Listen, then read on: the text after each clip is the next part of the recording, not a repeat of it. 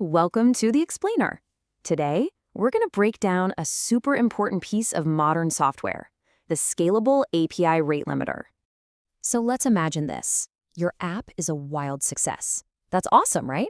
But with that success comes this massive new problem. How do you protect your service from being completely overwhelmed by its own popularity, while still keeping things fair and available for everyone? And that's where rate limiting steps in. I want you to think of it like the bouncer at the hottest club in town. It's their job to manage the traffic flowing in and make sure everything inside runs smoothly. But look, it's not just about counting who gets in. We're actually building what's called a stateful coordination service. It's a fancy way of saying it has to remember past requests from everyone. And as you can imagine, it has to be fast, it has to be accurate, and it has to be reliable, especially when traffic goes crazy. Okay, so we know what we need to do, but how do we do it? I mean, how do you actually count all these requests? The algorithm you pick here is a huge deal. It has a major impact on both fairness and accuracy. Let's look at a couple of the most common ways to do it. So the fixed window is the simplest way to go, but it's got this major flaw.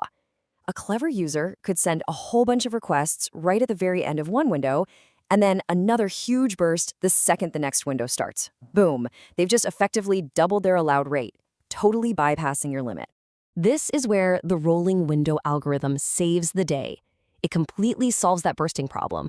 And, as this quote points out, it gives us all that precision without eating up a ton of memory, which makes it a fantastic choice for any high-performance system. Okay, so we've got our algorithm. We can just use a super fast tool like Redis to make it happen. Easy peasy, right? Well, not so fast.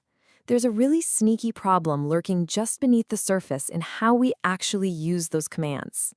And here it is, our hidden enemy, the classic race condition.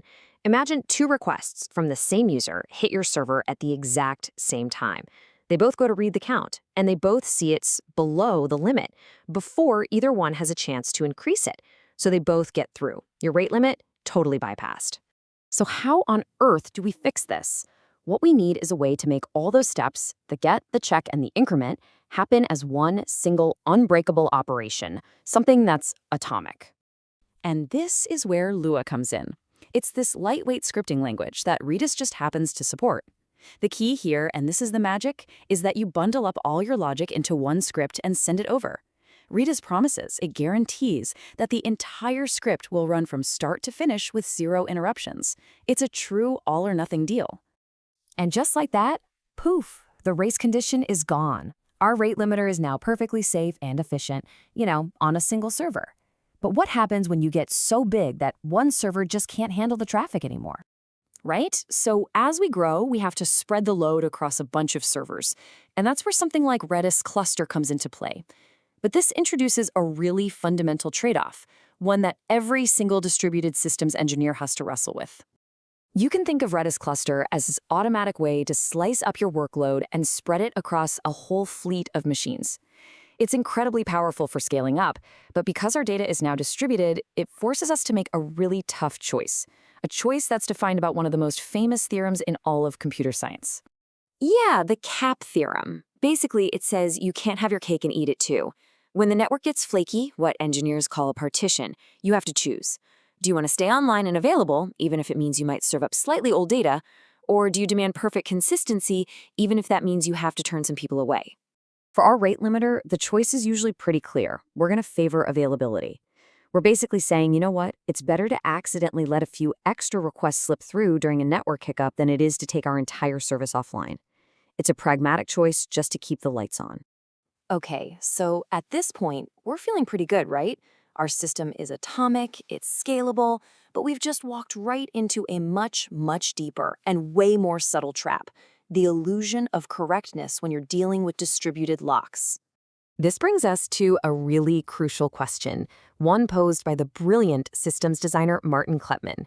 He asks, are you using this system just for efficiency, like a performance boost, or does the fundamental correctness of your application depend on it? Because if it's for correctness, we've got a big problem. So just imagine this scenario. A client gets a pass from our rate limiter. You can think of this as a short-term lock, right? It has a timeout, but then the client's process just pauses for a long time. Maybe the garbage collector decides to run, or the network just hangs for a bit.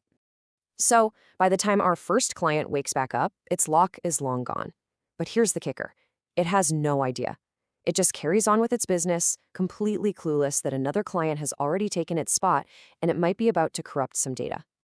And this is what reveals the real solution if you need absolute correctness. It's not enough for the client to think it has a lock. The resource you're protecting, the database, the storage system, it has to be in on the game. By using what's called a fencing token, which is just a number that's guaranteed to always go up, the system itself can reject writes from that zombie client because its token is old news. That's how you prevent corruption. And that leaves us with this one final, absolutely critical question you have to ask yourself anytime you're building a system like this. Is this locked for efficiency or is it for correctness? Because knowing the answer to that question could literally save your entire system. Thanks for joining me on this explainer.